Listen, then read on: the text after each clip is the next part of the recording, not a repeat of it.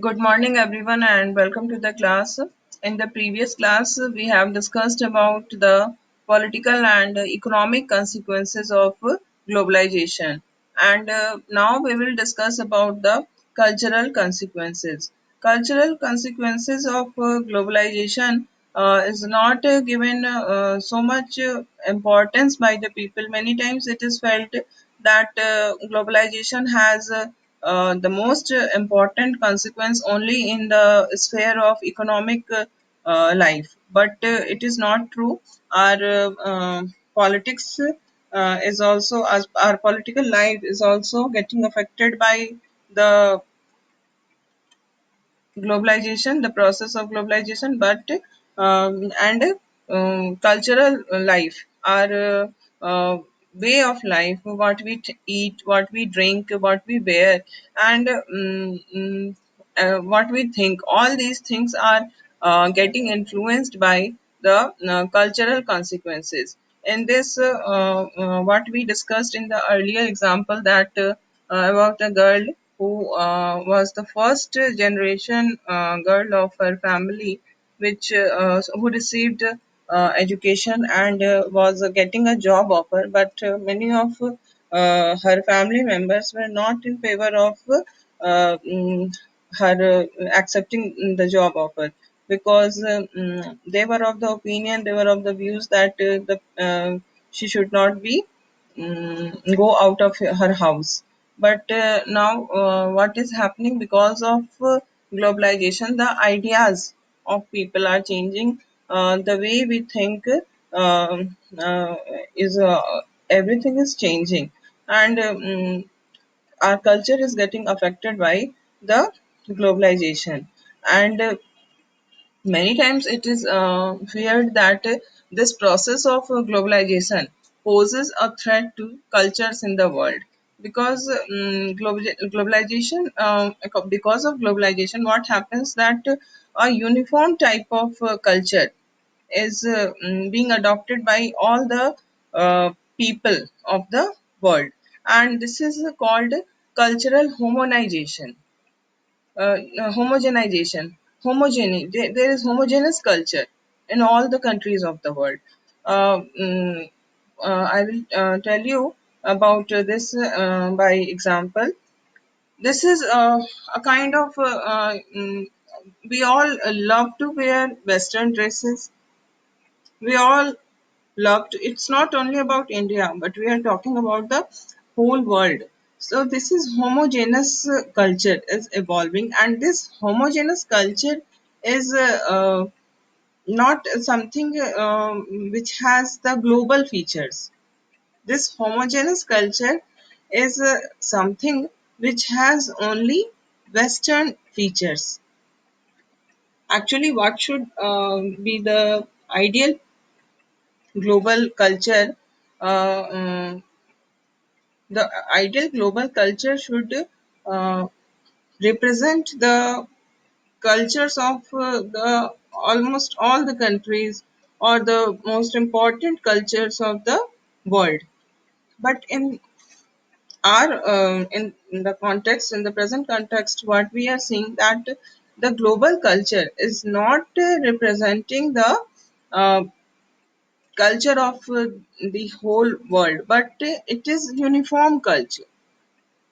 It is homogenization of the culture, homogeny in the culture, and only one culture is given importance, and that is Western culture. We love to wear Western clothes, we love to eat Western food, we love to adopt Western lifestyle. So this is the imposition of Western culture on all the world.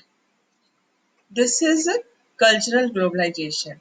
And when we were studying US hegemony in world politics, and when we were discussing the soft power, it was this only, that this is the hegemony of America, this is the cultural hegemony of America, that people wanted to adopt the American culture.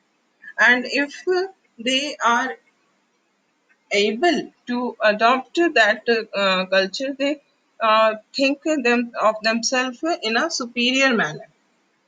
So this is the cultural hegemony of US, and this is the cultural consequence of globalization.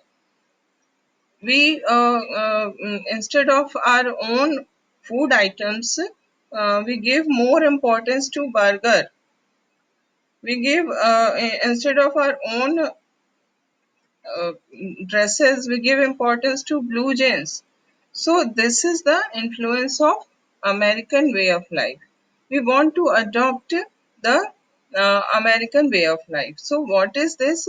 This is the culture of that society which is politically and economically dominant.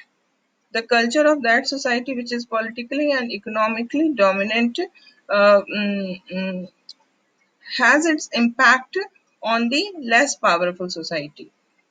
The societies which are not that powerful in the political and economic sphere, they also start considering themselves less powerful in cultural sphere of life also, and they start adopting the culture of that country which is politically and economically very dominant.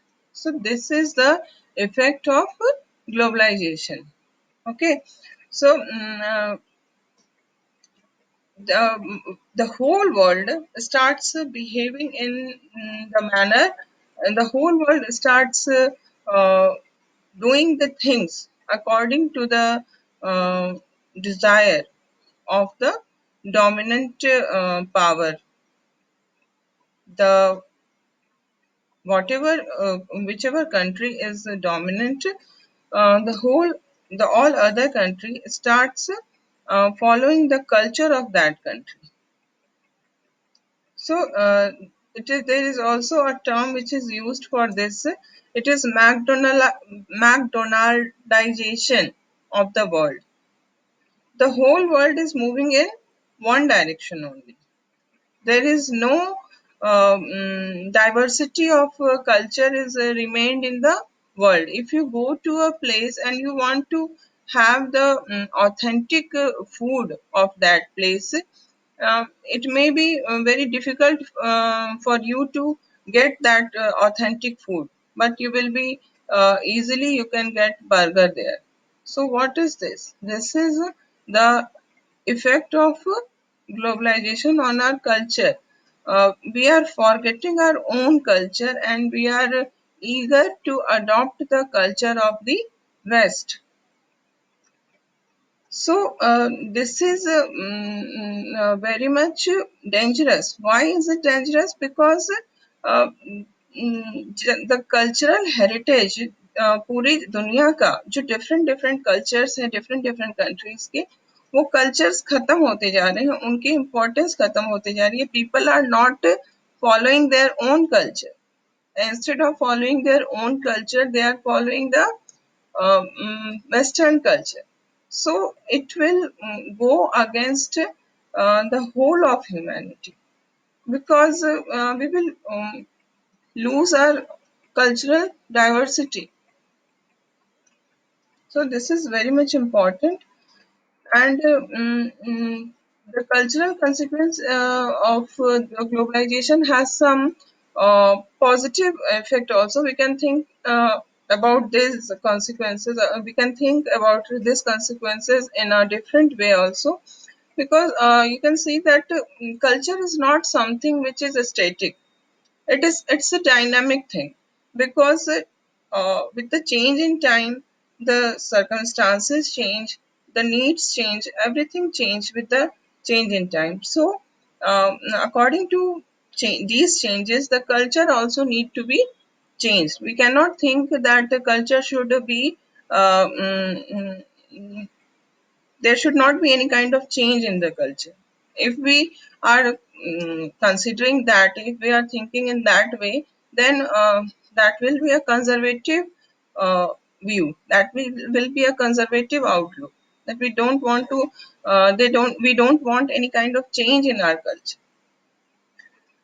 There is it is bound it is very much natural for any culture to be influenced by the other cultures.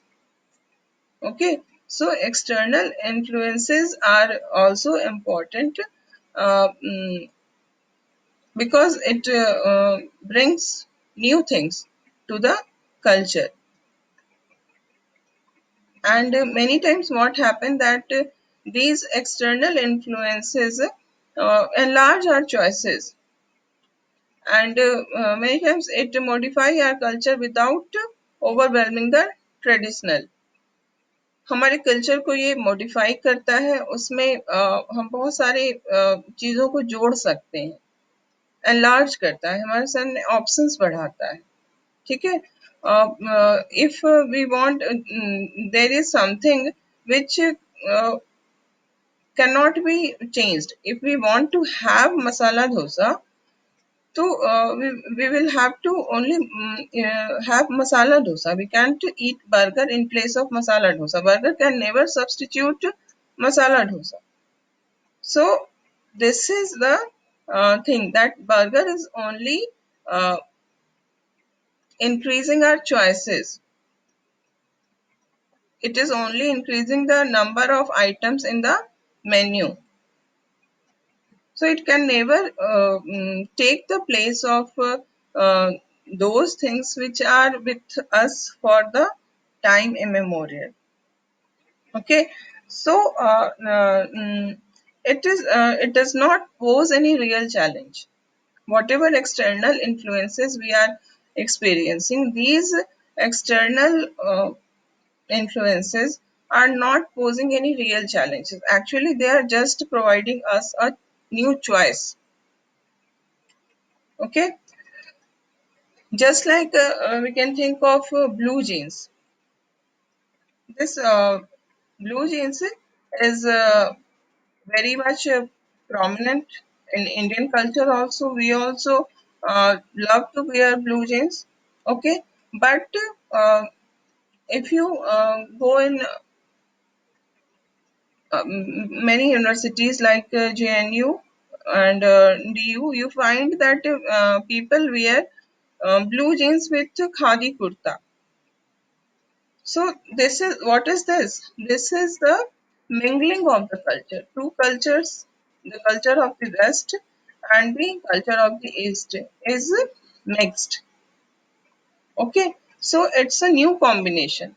In Western culture, jeans is worn with a t-shirt or shirt, but and in our culture, kurta is worn with pajama or dhoti. But now this is the mingling of the culture, and this is producing a new option in front of us. So, a khadi kurta worn over jeans. This is a unique combination, and this is the influence of the globalization. We have contained some, we have retained some our own culture, some elements of our own culture has been retained, and we have accepted some new culture, some Western culture, some elements of Western culture, and thus a new combination has born. So this clothing combination has been exported back to the country that gave us blue jeans. So in America also, people are wearing jeans with kurta. So what is this? This is the global impact of globalization. It's not that only Western culture is influencing the all the other cultures of the world, but there is influence of other cultures also on the culture of West. Because in America also we are seeing that people are wearing kurta with jeans with kurta. So this is the influence of globalization. So it, cultural homogenization is an aspect of globalization, and this process also generates the opposite effect. It leads to each culture becoming more different and distinctive. Why? Why each culture is becoming more different and distinctive? Because each culture is adopting some elements from other culture because of influence of globalization. And in this way, every culture is becoming more different. So this is called heterogenization.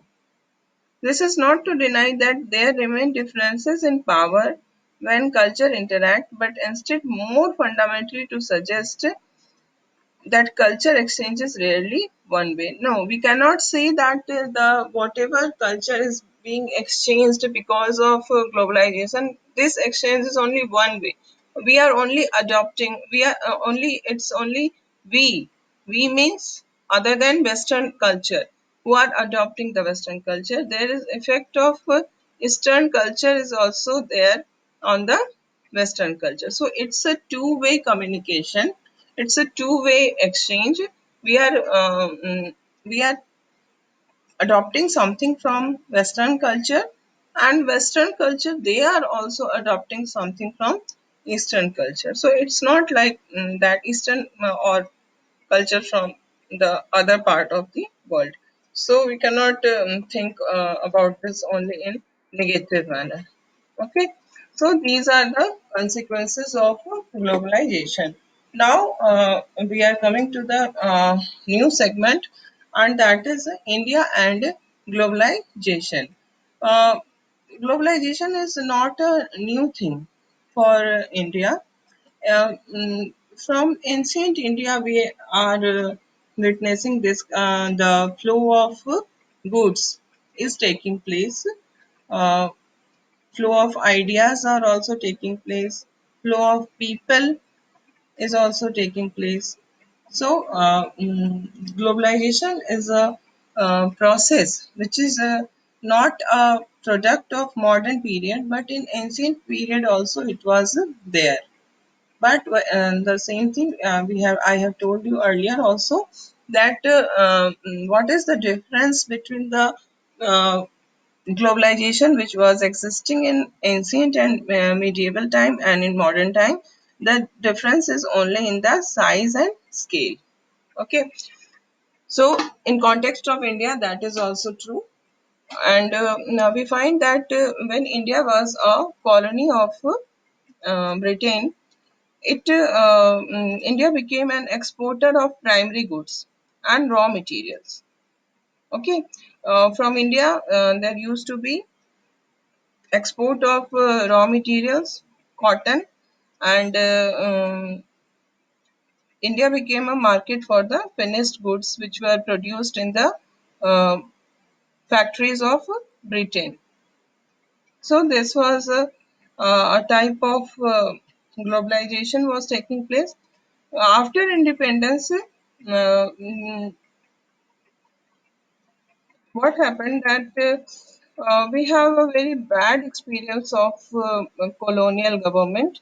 We were exploited economically, especially economically, but the exploitation was in all sphere of life, in political, in social, in cultural, and in of course in economic, in all spheres of life.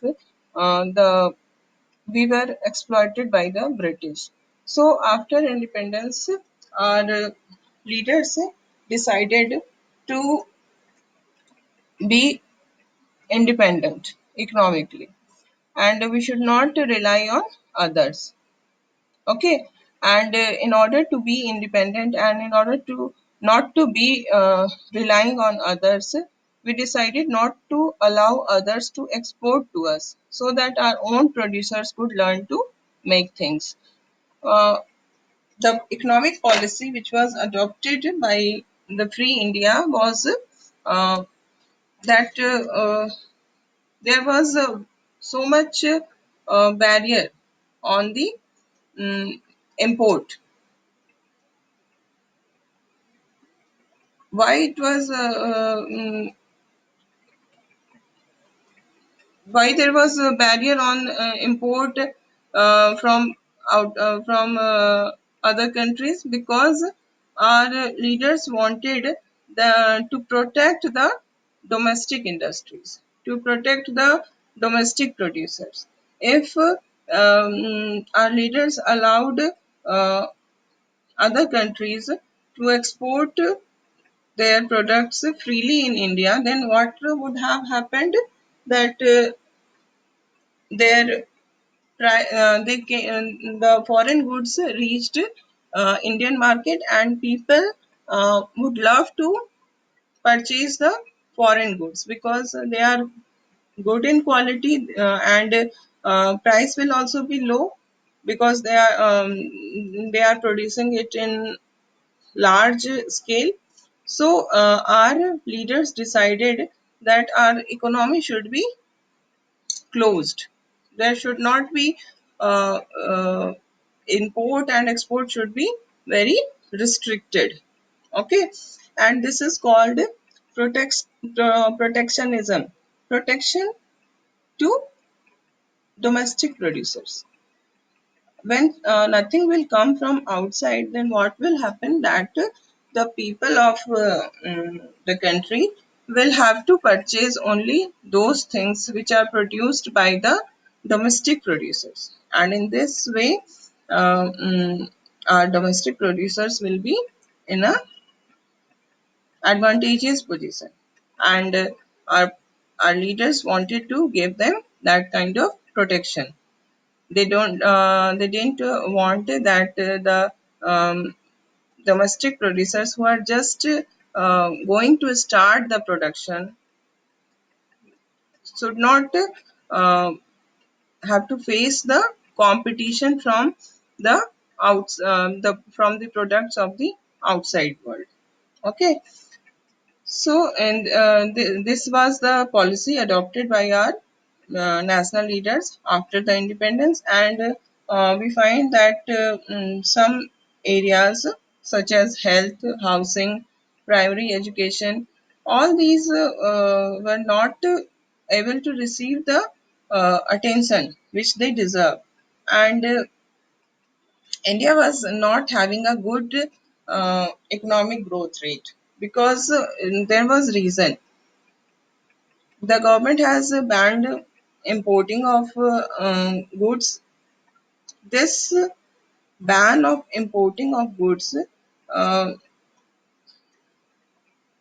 stopped any kind of growth in the economy because the producers are not to face any kind of competition. So if there is no competition, then there will be no improvement in the quality, and price was also relatively high because the people have no much more option. People have very limited options, and because of this, this was happening because of the policy of the government. The policy adopted was by the government, that was protectionism. So India was facing a low economic growth rate, and things were going in that way only. But in 1991, a major event took place in the world, and that was the disintegration of the USSR. And with this started change in the economic policy in all the countries of the world. There was change of economic policy was adopted, and India also started to reform its economy, and adopted a new economic policies, and under this it adopted a new economic policy, and under this policy it started um, it started to give importance to uh, privatization, liberalization, and globalization. And in this context, India deregulated various sectors, including trade and foreign investment. There was initially up to the period of 1991, there was so much restrictions on the foreign trade and foreign investment. No country can export goods to our country freely.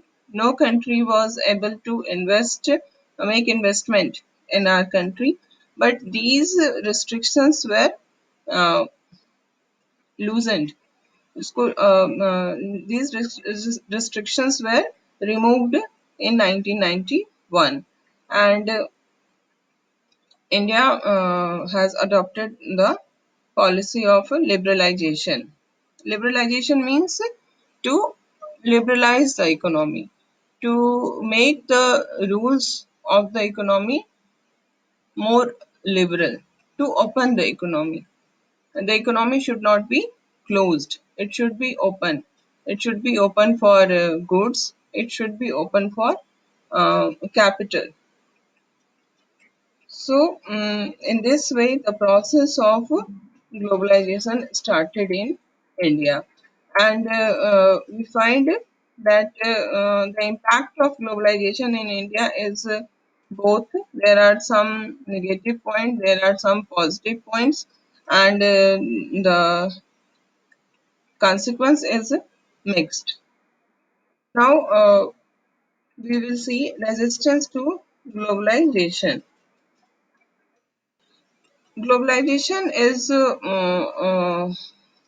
there is a lot of contention regarding this subject because there are some who supports it strongly, there are some who criticize it strongly. So both of them have strong arguments in support of their view, and we will see that the critics, the people who criticize globalization, what are the arguments presented by them. Okay, in the economy there are two types, not economy, the political and economic thinking of the world. There is three types of view: left, right, and center. The leftists are uh, considered to be the socialist or the communist. Leftists are those people who, first of all, you must understand these terms, then only you will be able to understand the content in a more efficient manner. So, the left is those people who want that the state should control the economy. And what is the reason? What is the argument presented by them in favor of controlling the economy by the state?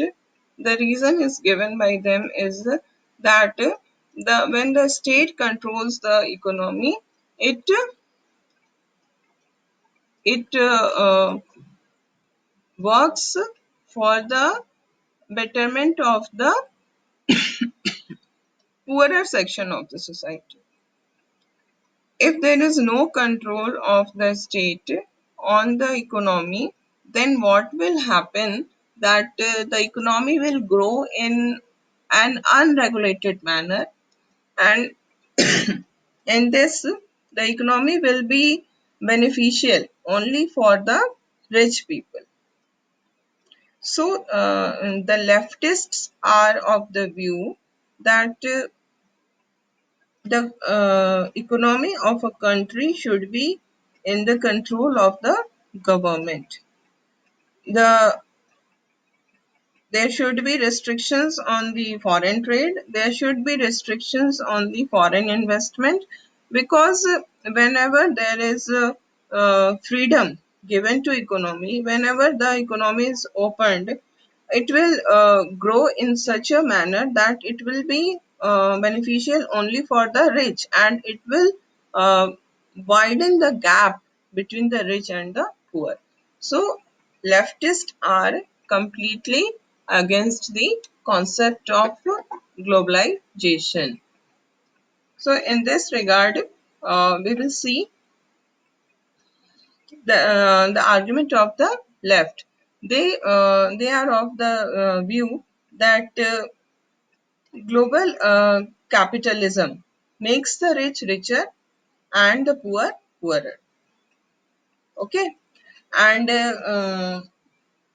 as I told you that because of uh, globalization, what is the political consequence? In politics, the consequence of globalization is that the power of the state becomes less, and the state has to take decisions according to the interest of the multinational companies. So these multinational companies are not going to think about the poorer section of our society, poorer section of our country. They are only MNCs are only they only think about their profit, how to increase the profit. So whatever is the interest of the MNC, that is only concerned with the profit.